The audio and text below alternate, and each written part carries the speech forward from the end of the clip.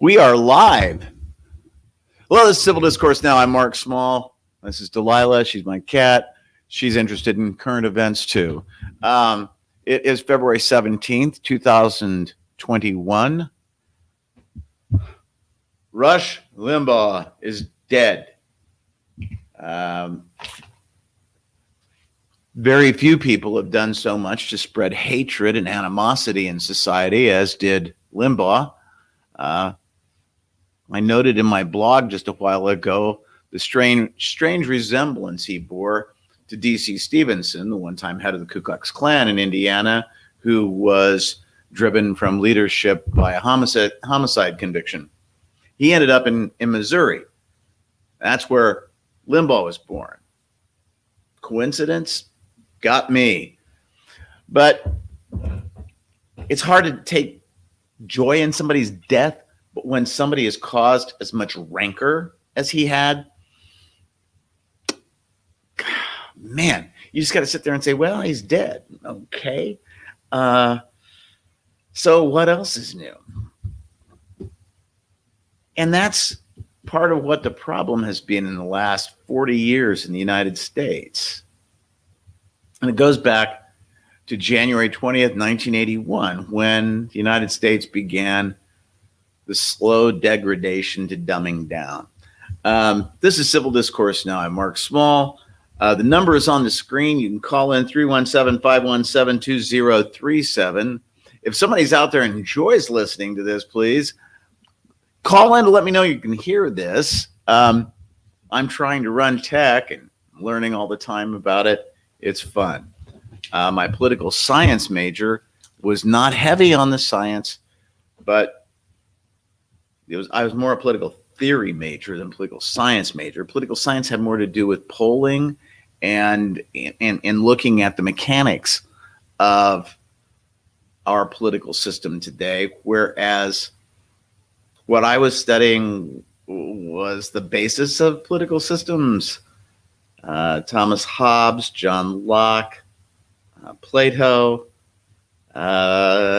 reading theories, reading what people thought around the time of the United States rebellion against Great Britain, against England, that brought about freedom and liberty in the United States. Well, not so much for the people who were held in slavery, and not so much for the indigenous peoples who lived here before we got here, because they found that, and this is something that I've always thought is interesting about white people talking about racism and slavery.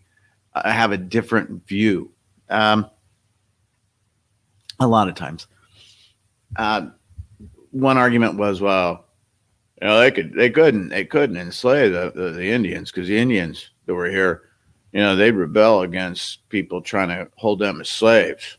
Like the Africans were here and they had something in their chromosomes that made them less likely to rebel.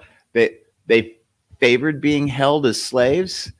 Actually, you have to look at a little bit more of the problem. I heard one person at a holiday dinner say, it's not Afro-Americans anymore, it's African-Americans. Like the people who were here couldn't really decide one way or another.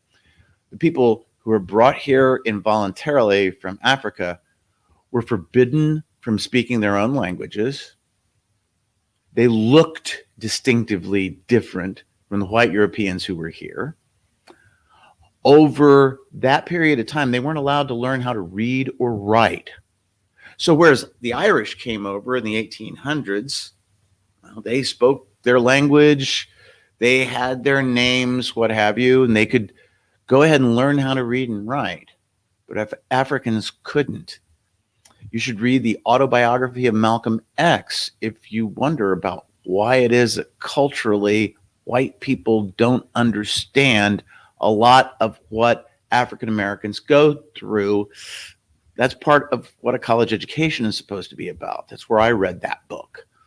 But getting onto the whole idea of the hatred and white people's different take on it, people held in slavery, Africans brought here and their descendants weren't less likely to rebel. It's that they didn't have a support group like the indigenous peoples. And I don't call the indigenous peoples Indians because they hadn't been to India. They hadn't come from India. They're called Indians because Europeans thought they'd landed in India. So they thought they were Indians. So that's kind of European ignorance being projected even more so on the people who lived here. So they would escape and get into the landscape and be at one with people, of their own tribe or other tribes. Africans held in slavery didn't have such an option. Also, in the early days, if they were caught after they had run away, they sometimes they were lashed or they'd be killed, executed as examples to others. As the population of slaves grew in the South leading up to the Civil War, like South Carolina had more slaves than it had free white people. So there was a very real fear that slaveholders and that other white people in South Carolina had, that they'd wake up in the middle of the night and slaves would have overthrown them and forced them to live like the slaves lived. That's a little bit kind of like the golden rule, only kind of a reverse on it. Like do unto others or they'll do unto you. And it's like that was a whole lot of hatred to build into a social structure beginning around 1619. And that carried all the way up through 1865 as being recognized as legal. And just because slavery ended formally and by law didn't mean that we got rid of the problems that arose from it, or that all of a sudden overnight people were treated equally. That's absurd. And the reason I'm talking about this is because you have somebody like Rush Limbaugh who would talk about race and toss it off and demean people because of their race, or demean people because of their gender or their sex or their beliefs. And his death today is something that I can't take joy in because there are others to take his place and talk racism, because there are too many racists in this country, too many racists in the world. People who espouse racism many times do so from ignorance. They don't know what other people are like. They haven't been exposed to other people. If they've been around people of other races, well, we're all one race, but if they've been around people who have darker skin, it's been in passing. They haven't lived in a community with them sometimes. And the more people are exposed to people of different cultures, the more accepting people are. One thing I learned from going to college was that living in an environment with people that you don't know, in that age group, you're between 18 and 22. I never had to live around anybody except members of my family. And here I am living in a dorm. And you have to put up with other people. And then in the course of putting up with other people, you realize that other people have to put up with you. So it's an important aspect of education that's lost in the whole idea of, well, we can just do it cheap and charge the same amount of tuition if we do it by remote means. Why? We can even do these student loans and make even more money off them students. Part of education is acculturation and is learning about being around other people. We have 3 institutions in the United States that teach people how to live around others between the ages of like 18 and 22. One's college, second is the military, the third is prisons. So you have to look at people learning to tolerate one another. And when you're in college and you realize that, yeah, the person that lives across the hall might be a jerk, but you're a jerk too. And you kind of learn how to come to terms with that. And you tolerate other people. And that's something that people generally have to learn, is that when they're around people from other cultures, generally the more you're around people from other cultures, the better you get along with people in general. And it's unfortunate that January 20th, 1981, we had an individual sworn into office as president of the United States who did his best to dumb down the United States. And I don't think he did his best, because I don't think he really knew what he was doing. That was Ronald Reagan. Hold on just a second. I lost a piece of paper here. No, and that wasn't what I had it written on.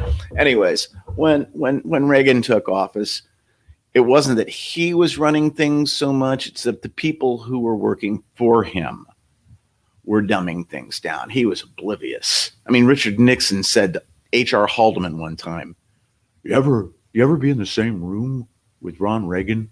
You ever wonder what's in there? I mean, that's Richard Nixon, about whom Neil Young sang, a place where even Richard Nixon has got soul. I mean, Nixon was saying that about Ronald Reagan. And so Reagan's policies effectively dumbed down the United States. We see a bounty placed on people who want to go to college in the form of student loans.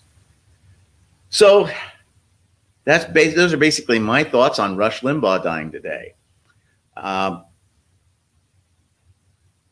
He's dead. So somebody will take his place, but AM radio is just what it is.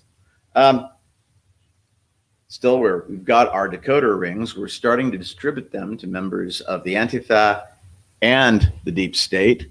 If you haven't gotten yours yet, you will soon if you're one of us, and we're one of you. I mean, I think, possibly, maybe. This is Civil Discourse Now.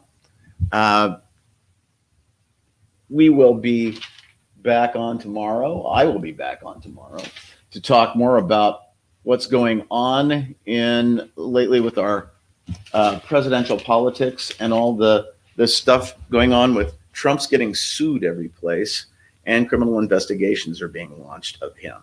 So one can only hope. Get a chance tomorrow, tune in. You got the telephone number. Oh, there it is. Oh, you point the opposite way, and that's how it does it on the screen. I'm learning these things. I'm Mark Smalls. This is Civil Discourse Now. Have a good afternoon and evening.